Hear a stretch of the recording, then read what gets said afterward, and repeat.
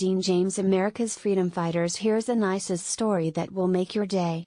This is one time you will actually appreciate how useful the burqa can be.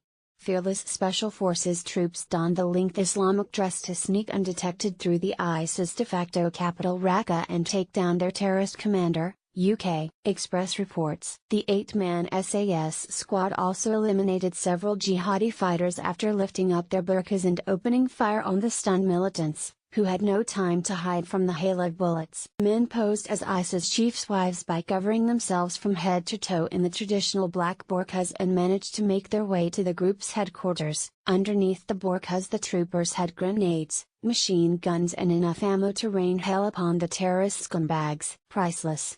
After making their way through the town, they located the house of a senior terrorist chief and relayed the location and coordinates to a U.S. Air Force AWAC mission control aircraft circling thousands of feet above. The American spy plane then passed the information on to a U.S. Reaper drone, which seconds later fired a Hellfire missile into the building, vaporizing the ISIS commander and several of his henchmen. The Express reported. When jihadi militants heard the explosion, they rushed onto the streets and discovered the burqa-clad troopers, who took down several jihadis during a fierce gun battle as they fought their way to safety. Stock photo of SAS Salwa. The SAS team were moving back to their vehicles after the missile had struck when the town went into lockdown, a source revealed. Gunmen were on the streets stopping everyone, lining people up against the walls and threatening to anyone who had helped the spies.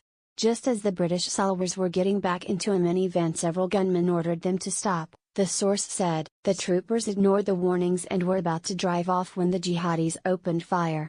The SAS jumped out of the vehicle, lifted up their burqas and opened fire. It must have been a massive shock to the gunmen, recalled the source. One was dead instantly and 2 others ran off. The firefight gave the SAS just enough time to break contact with the ISIS gunmen and escape. Sean Brown at Mad World News reports that shortly after the daring raid, started swirling around town that the infidels had sent women to do their fighting rather than men, the source said. However, as we know now, it was actually 8 brave Salwars with far better training and much better equipment, and the result was that they struck a severe blow to ISIS/Daesh in the area. It definitely takes a brave man to walk straight into the pits of hell like these Salwars did, especially knowing the consequences if they were caught. But it's awesome they used Islam's own rituals to infiltrate the group, then wreak havoc. Kinda sucks when innocent looking people blend in, then all of a sudden unleash a attack, doesn't it, Daesh? About time these scumbags got a taste of their own medicine. Hell yeah. You have to love it. We want to thank all of you wonderful patriots that support America's freedom fighters and our Facebook pages, and urge all of you to keep the faith. Together we will make America great again. God bless.